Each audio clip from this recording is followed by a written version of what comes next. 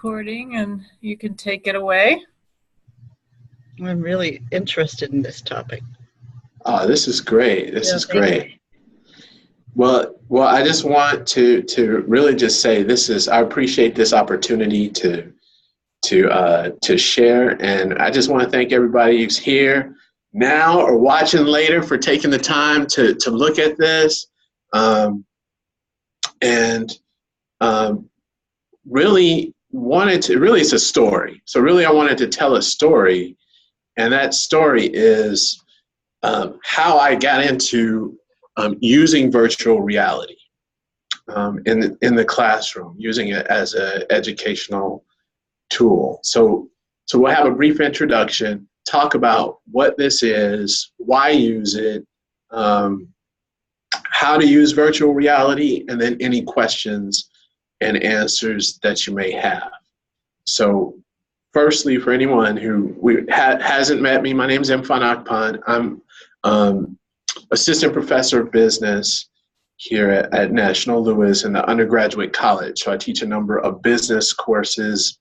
If you had to ask me, I would say my specialty is accounting, specifically financial accounting. And that leads into the next point of really how I got into this virtual reality. And it really, the whole journey started, I want to say about a year ago, when I had the opportunity to attend an annual conference for the American Accounting Association. So it's the Association for Accounting Professors. Had a chance to go there, had a chance to actually see a presentation where the gentleman was using it's really a video game called Second Life.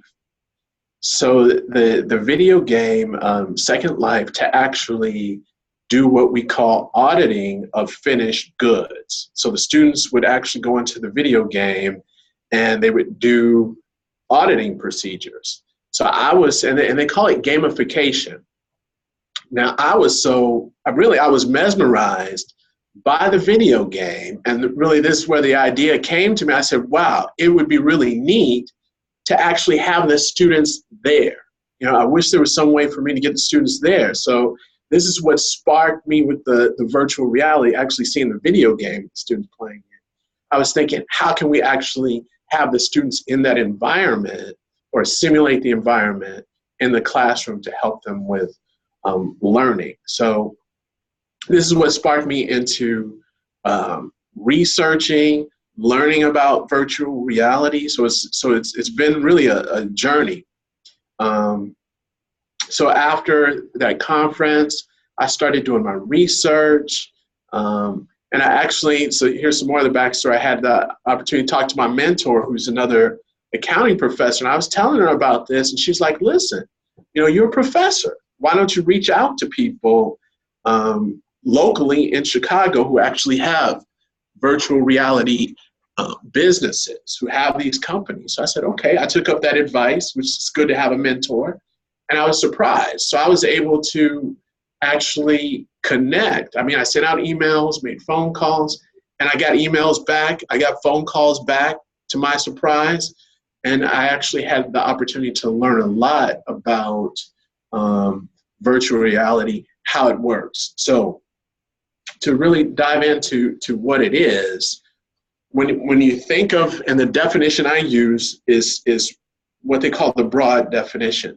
So when you talk about virtual reality, there's different facets. So there's two major facets for what we call virtual reality, and that is CG, which is computer generated. And then there's actually another faction, which is, they call it, it's real life based. So it's not computer generated. So you use actual videos or photos from real life in an attempt to immerse someone in that environment. Now, the big difference between, and interrupt me if you have any questions, but the big difference between the CG is that it's a computer-generated environment, and it allows for what's called full immersion. So what's meant by this full immersion is that you're in a computer-generated environment and you're actually able to manipulate and interact with items in that environment. So in other words, if there's a chair, you're able to move the chair. If there's a bottle of vitamin water, you're able to open it and interact with the vitamin water. Now, this is important because along this journey of learning about virtual reality, many of the experts or the people in this industry, they considered this full immersion, this CG, to be pure and true virtual reality. So that would, for them, virtual reality is this total immersion. So that's why I say I use a broader definition, which includes this real life immersion experience. And what we call that is a 360 video. So I don't know if anyone's ever seen these types of videos where you can actually, maybe it's a film or video or a picture, but you can kind of move around as if you're in the room. So this is a 360 video. So I encompass both of those as virtual reality.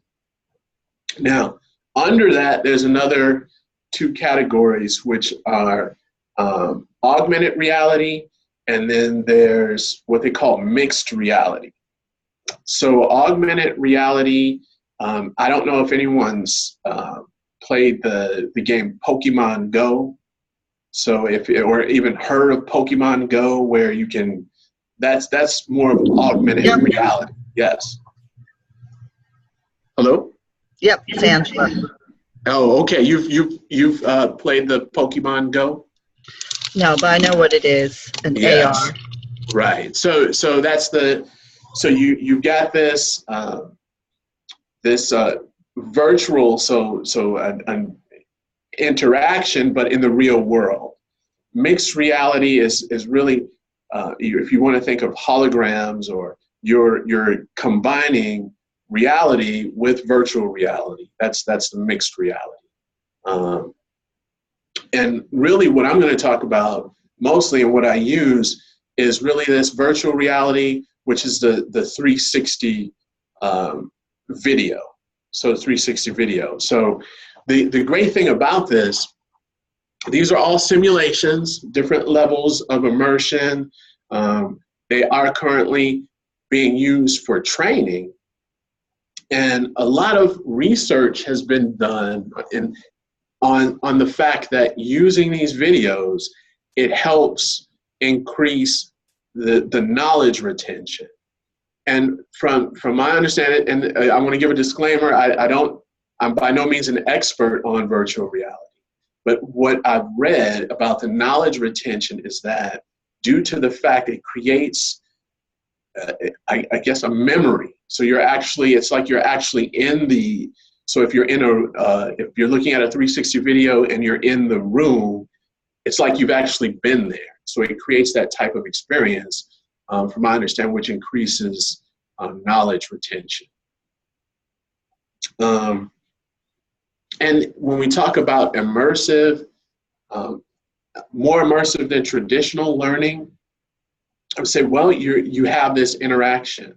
A lot of, and we'll talk about this later on some more, but a lot of the examples that I've seen of using virtual reality has been in actual virtual field trips. So for example, having students to travel, to the Eiffel Tower. So virtually they're at the Eiffel Tower, or using it to actually go to historical events. So like the Civil War. So there's simulations where you're in the Civil War. So you're in it's as if you're traveling through time. So when you talk about being more immersive, it's you can actually travel or go to different places or different periods in time by using the virtual reality. And I think that covers the whole interactive portion. For me, with the 360 videos that I use, the interactive is more of the students are able to adjust and move around with the environment. So if they're watching one of the videos, they're able to really just play around with it, pause it, move it around, take it to different angles. So that's what I mean by interactive. also with engagement. And the other thing, which I think is really a benefit to using the virtual reality, I mean, it's the future. So if I don't know if anyone's ever or recently looked for a car, but if you go to many of the websites where you want to buy a car, you're going to see one of these virtual reality videos in the interior showing you the car, where you interact with it, move around. Or if anybody's looking for a house, same thing. You go to the website, there's a 360 video where you can actually move around inside of the house or apartment that you're looking for. As far as numbers and business, it's about, as of this year, it's about a $12 billion market for virtual reality. Most of that, from my understanding, is augmented reality. But many, analysts, they predict that virtual reality, augmented reality is going to disrupt the whole smartphone market. So when I look at using this, and just like anything else, it gives the students exposure. So it gives them, they've seen something like this, they have exposure to this type of technology, or seeing this video, they know how it works. So I think that's a big benefit as well to utilizing virtual reality in the classroom. The other thing I wanted to point out before we talk about the field trips is that, I don't know if everybody can see this, there's the other thing with the virtual reality. When we talked about that computer-generated virtual reality. So in order to at this point in time, to participate in that experience, you would need some type of goggles. So Facebook purchased Oculus, so they have the Oculus Rift goggles, and there's software you download. But those goggles, at this point, they're connected to a computer.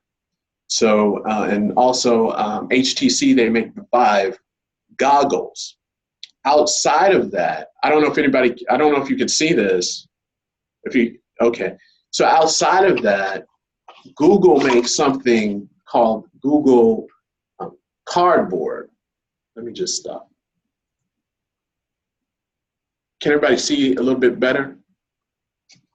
So Google makes, these are Google I'm sorry? Yes, thank you. Okay, good. So Google makes these are Google Cardboard glasses, which you would use to view, let's say, a 360 video. Now, the thing of it is, with the 360 video, to have that immersive experience that we talked about before, you need to actually have that on your cell phone. So these glasses work with your cell phone. So you would need to have the cell phone, have the video uploaded, and use the glasses.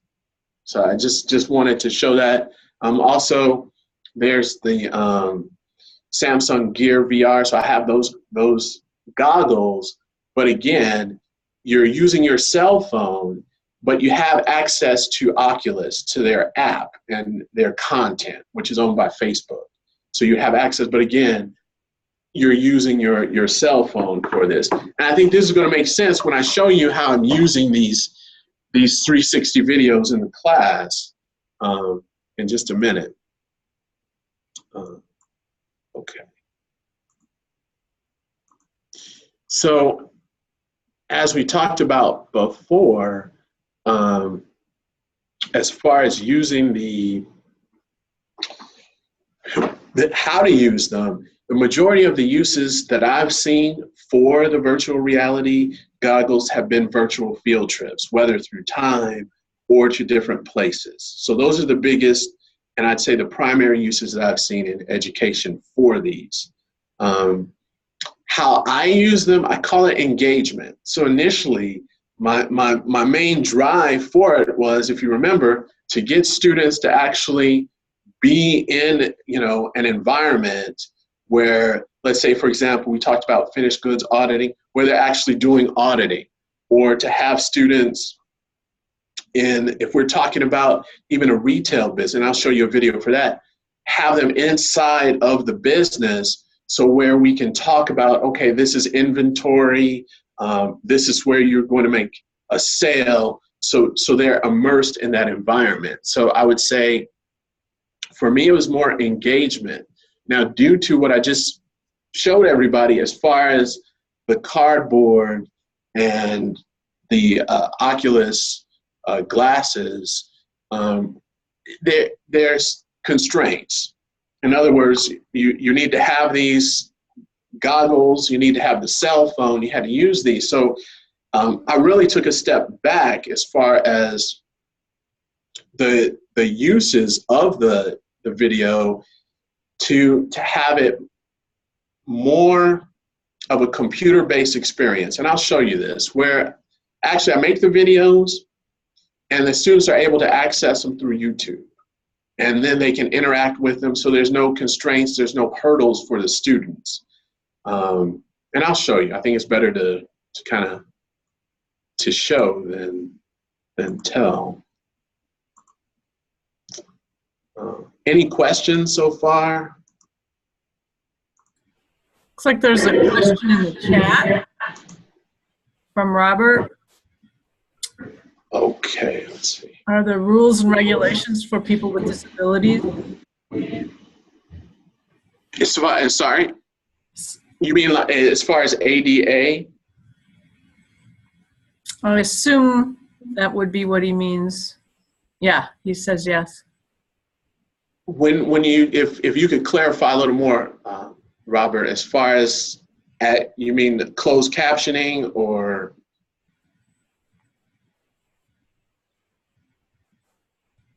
Sorry, let me go in here.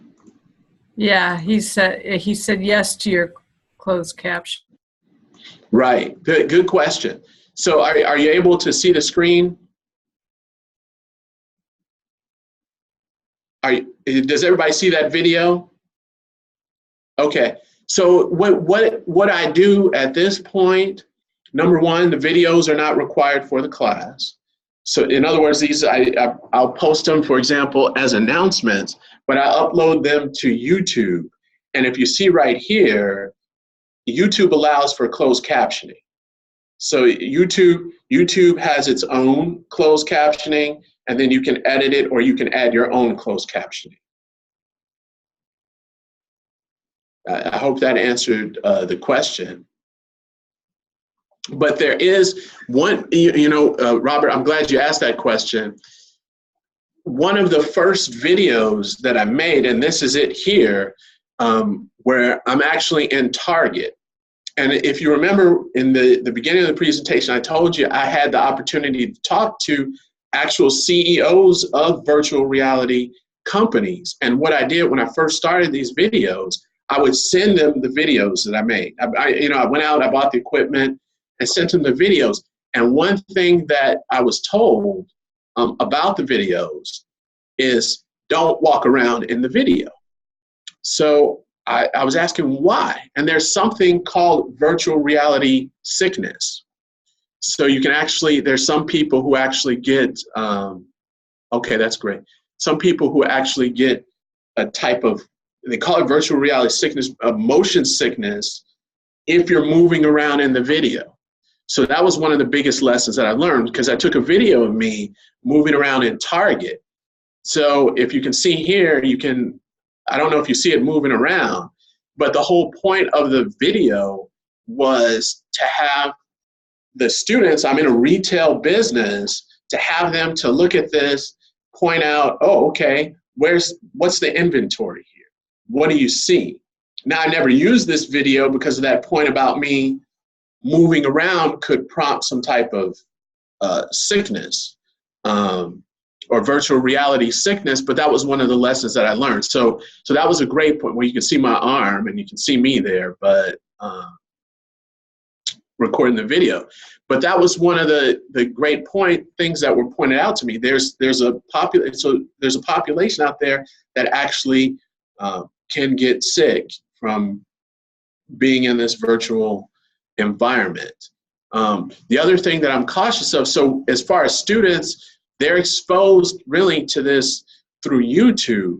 They have the option, if they have the glass, so if you access this on your cell phone, you have the option to switch it into a mode where you can use it with your cardboard or your Gear VR or any other type of goggles, and have more of an immersive experience. But the students, they're exposed to it in this form in YouTube, which I think this is better because, in other words, it wasn't really practical to have these, I want to say, goggles. Then also you would need to have students to actually go and load up the video on their cell phone, so there were too many moving parts. So I took a step back as far as what I was using, and YouTube, it works just fine. So if you could see, here's a video. I've got it paused, but if you can see when we talk about engagement, how the students, they can sit there, move around. If they're looking at it on their cell phone, they pull it up on their cell phone, and actually they can just move it around with their phone. It's like they're actually in the room. So they can take a look at what I'm talking about, pause it, if they want to see, move around the room. So, and I've been getting better and better as far as the quality of my videos that I've been able to produce. I'm trying to show you one more. Okay. So this is a recent video. So we talk about the journal. So students can move around, interact with it. So would this be like the text they're reviewing before they come to class then? Or how do you incorporate this? Well, if it's something that I'd like to reinforce. So that's a good example. This is something, I put this one together, I want to say on Saturday. And really, what I've got on the board, which is the journal, and that problem is the exact same problem, and I went over in class, but more in depth. So the strategy with that is, if they go in and they look at the announcement, because I post these in the announcements, if they look in the announcements, they'll see this, right? So they'll see it, they can play around with it, listen to it, look at it, and then when we come to class, we're going to cover the same thing. So then what happens with this, it becomes a reference tool. So they can go back and look at it and say, well, okay, I remember he talked about this. When they're doing let's say, for example, in this case, their milestone, this could be something they could look at again, and they can look at it over and over and over again if they like. So it's more of a reference tool. Like I mentioned before, I thought this was neat. It kind of puts them in the classroom in a way. It's not fully immersive, because like I mentioned, at this point, now that the technology and everything's advancing, but it's kind of, there's a lot of moving parts as far as the students actually having access to this.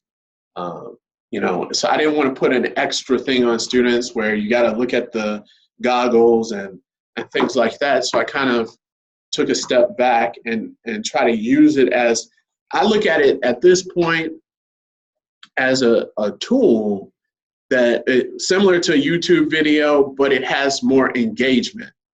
It has more engagement to it. I hope that answered the question. No, that makes sense. It seems like it would have the potential to really create a much more vivid memory of the information, by them being able to. And I'm not sure I fully understand how it is that they can move the camera perspective around, and so actually feel in control of that space.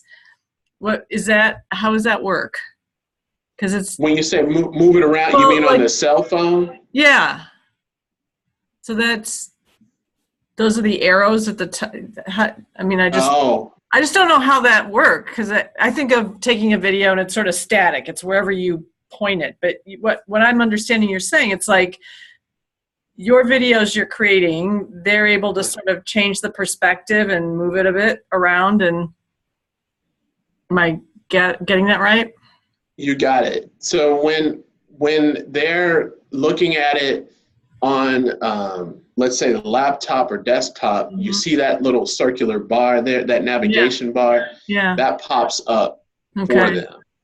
them. If they're on a cell phone, it automatically, and I can try to, I don't know if you can see this, but if they're on a cell phone, it kind of goes into a different type of mode.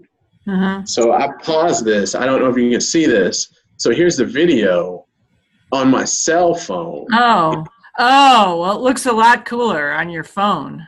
Yeah. So it goes into a different type of experience for the students, so they can move around. That also, I don't know if you can see that little looks like the Google Cardboard icon. So that shows up on the cell phone. So that gives them the option to actually use this. This is what it would look like if they were using it with the goggles. Interesting. So then it makes it like a stereoscopic view that it actually will really look 3D. Right. So you have your cell phone and you would put this into, the cardboard, you would put this into the Google Cardboard, and then you'd be able to, it's like you're actually in the classroom. So the experience, so this goes back to what we were talking about earlier. The experience is immersive, but it's not fully immersive. You can't touch me. So if it was in a computer-generated environment, you could actually start touching things, moving things around in that environment. Right. So that's really cool. It's pretty. I loved your attempt at the target, by the way. I mean, that, even though you sort of abandoned that, how if that idea of taking the students into a real world space and, kind of connecting the concepts, the abstract concepts you may be teaching to an environment that's familiar to them, but they get to hear you talk about it with some new language, new vocabulary, new kind of I think that's a really cool thing you were trying to do with that. Do you have thoughts about how you'd go back, and is it to try that again, or? Yeah, yes, I do. And I think it's more so, it wouldn't be the video space. It would be more of a photo. So you can actually, if you see this video right now that we're sharing, it's frozen, but you can actually move around and interact with it. I think it would be more of that area because, again, there's that whole issue of that, they call it VR sickness. So that would be a concern with me moving around and walking around a space. Yeah. So it would be less, it would be a little easier to do, just to take a photo of different aspects of the business that you'd want them to sort of look at and think about with these new set of concepts you're teaching them. Right, or just really what it sparked was, many times in business class, accounting class, we talk about a retail business, right? What makes up a retail business? So actually taking them to a retail business so they can see it, or a manufacturing business. So they're in a manufacturing business so they can actually see it. Cool. So they can have that type of experience, and then something to talk about. That was the idea there. But like I was saying from the beginning, it started, I was looking at this video game, where they had a video game, and this sparked it. But I've been learning, so I'm constantly learning about this. every day. I had the opportunity. I joined the Global VR AR Association. So I get to see a lot of the different uses for virtual reality, augmented reality. And like I said, one of the big ones in education is really time, I guess you want to call it time travel, where you go back into periods or events in time virtually, or you travel to different places globally, and the students are able to view different items there. So, but as far as accounting, I haven't seen so much material for it. I think that's understandable.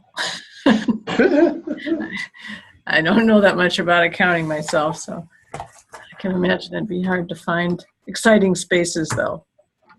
I would be one of those students you'd have to work hard at engaging. And Angela, you said that you believe research is available as far as? The question was about engagement, and yes, there is research around that. Yes, there is. So this is a really interesting application of it. I'm in the learning technologies here at NCE, and I just think this is really great to have like a participation in something like Second Life in a virtual environment, because it really does make a difference in terms of presence, being able to physically, touch objects. Part of the barrier there is getting folks comfortable in that space, because you have to learn the how to maneuver in the space. Yes. But it's very effective. Yes, and then especially if you're mentioning this fully immersive computer generated environment, like the information I received from actual, like I mentioned, people have these companies who actually program and create these environments. It's really in depth. In other words, if you're going to have or design an environment, so for example, I spoke with one person about what we were just mentioning, Diane, about the retail business or creating a retail environment. What he was mentioning was that, well, okay, he would have to program it so it's interactive with one person. So that would mean, one person at a time could come into this environment. But then if you wanted to have 2 or 3 people, it would have to be programmed differently, because it would have to be programmed for those people, either if they're interacting with the same object at the same time, it would have to be programmed for that. So that was very interesting to see how detailed this is, especially in the what they call the computer generated and this fully immersed environment where you're able to touch things and move things around.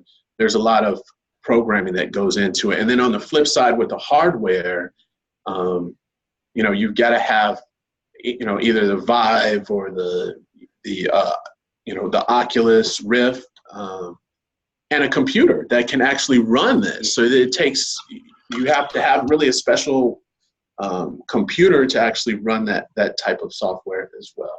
So it was interesting to see. Angela, what's the name of that virtual classroom? I think that's a consortium of institutions in Florida have worked on, and it's to teach teachers how to manage classroom behavior. I forget the name. School Sim or something like that? Something like that. It's but it's been around for a few years. I want to say since the 2010, and they've been increasingly improving it. And I've never interacted with it. I've seen some demos of it at conferences, but the students in the classroom actually learn.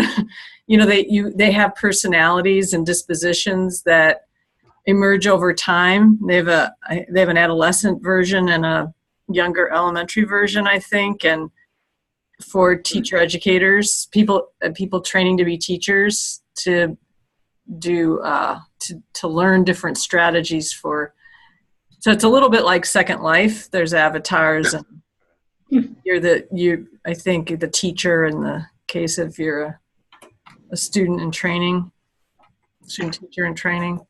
So these things are, I think you're right. It will be an interesting future the more available these all become, you know, the less cost and the ease of use and not having to have a lot of specialized equipment for them. But I imagine that will happen. Exactly. Like right now, Facebook, they announced that Oculus will come out with a headset that it's called the Oculus Go, but everybody's waiting for it, where it doesn't need to be connected to a computer. So, and from my understanding, that was the goal of Facebook when they purchased Oculus, was to actually continue to develop the technology to the point where it is very affordable and usable. Similar to this, this Google Cardboard. I mean, they're $10 for these, goggles. So it's interesting. Yeah, it is. Seems like all of our undergraduate students should have those goggles. That'd be great. It would keep us under the dollar amount for courses, I think. Yes. Yeah, Mfon, what was just in terms of like the cost for you to kind of get started with it, how much like roughly like is the equipment to actually film these videos, and like is it a steep learning curve, or is it something that like someone could kind of pick up pretty easily? Just to show you, I would say I purchased, and here's my Gear 360. This is my camera where I recorded the videos. So it's a Gear 360. These are about, I want to say about $200 new for these. And really everything, I control everything through my cell phone. So I'd say it's pretty, it's not, to actually get started and to do it, I don't think it's very difficult to do. I think the big thing is to kind of, when you're in education, there's other things you have to think about. So I think there's a difference between just taking a picture, and then you got to think about, okay, if I'm going to kind of make this video, how will this look? What will students think? How are they going to use it? How will they access it? So I think those. And then how would this be applicable to what you're teaching, or what your goal is with it? So, but I think it's pretty easy to use. I kind of got hooked on it. So, I got my cardboard glasses, and then I bought the Gear 360 VR. So the difference between this and the Gear 360 VR is you have access to Oculus, to their app. So you can either download, you'll have access to either free 360 experiences, or you can purchase experiences or games through where you can access it through the Oculus. So, but yeah, overall, I would say it's not too big of a financial investment, especially if you like it. I find it interesting. So. And I think it's pretty easy to get into. But the thing of it is that I would say a lot of trial and error.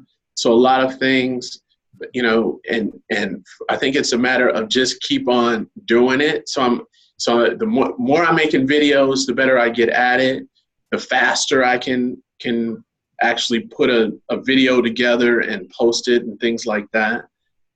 So for example, this video you see right now took me probably 15 minutes to do, because I learned how to actually record it and directly post directly to YouTube, which was something that saved me a lot of time. So I guess it's things like that you learn through experience.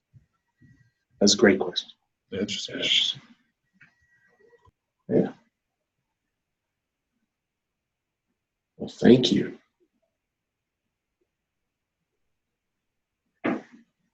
Any other questions? If you want to see some more videos, feel free to follow me on YouTube.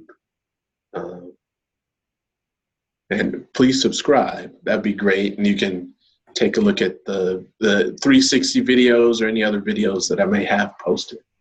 Yeah, make a suggestion that you put a link to your videos in the PowerPoint. And then when I post the PowerPoint along with this video of the session, if folks go in to look at it, they can click on your links to your YouTube posts.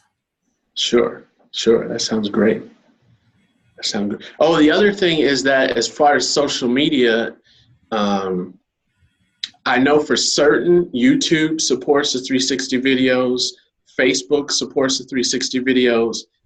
From what I understand, Twitter will. I'm not 100% on that. I've heard that Twitter you will support them, or at least through where you're able to. You're able to post through Twitter. So that's kind of speculation. I'd have to check into that. Mm-hmm.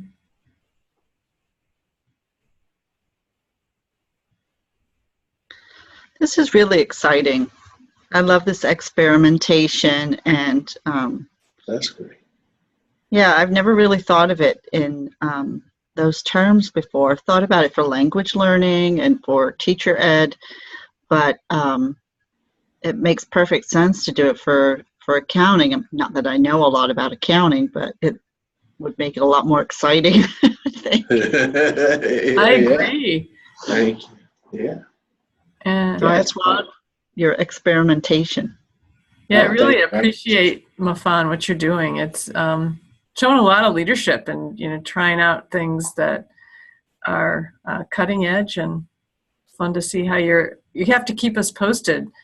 And okay, I will. Thank you. Up on as you refine, and it sounds like Eric's going to be not far behind you. I have a feeling. I hope so. Yeah, I'm curious. Yeah, I'm very intrigued by it. It seems like a lot of interesting possibilities for what it could allow you to do, even from like a flipped classroom model of like being able to have like a almost like a virtual lecture that someone could attend. Okay. Interesting to see, and then I like the kind of like field trip example is really interesting. Right. Because especially when we have like a limited amount of time in a classroom, like it's kind of difficult to sort of like take everyone out of the class and try to go somewhere. And so if you would be able to actually just have everyone see something and in a pretty kind of controlled way is pretty interesting. It is. It's pretty amazing. Yes. Yeah. Interesting. That's great. Yeah. Cool. So maybe there, it should kind of keep tabs with each other. That could form a working group around this and sort of sharing their what they're learning and how they're applying it. And it does seem to me like it would have a lot of potential with our undergrad population. And seems like there's a lot of support for this sort of integration of technology, and a lot of efforts to fundraise and really try new emerging technologies there. So, and I think could really, I was thinking along the same lines with the flipped, how this really would augment that whole flipped approach and make a much more vibrant pre-class, lecture. But yeah, the other spaces you could go, the field trips, how to make some of the texts really come alive with real world scenarios that would be so much fun to kind of create a curriculum around that. Mm-hmm. Yeah, that's great. Cool. That's great. I'd love to connect. That's great. Yeah. Well, thank you for starting us off on this conversation. It's been really stimulating to think about. Yeah. Well, thank you, everybody, for your time, feedback, and everything. It's been awesome. I really appreciate the opportunity. Cool. Thank you. Thank you. Thank you. Have a good day. All right, team. Bye-bye. Bye-bye.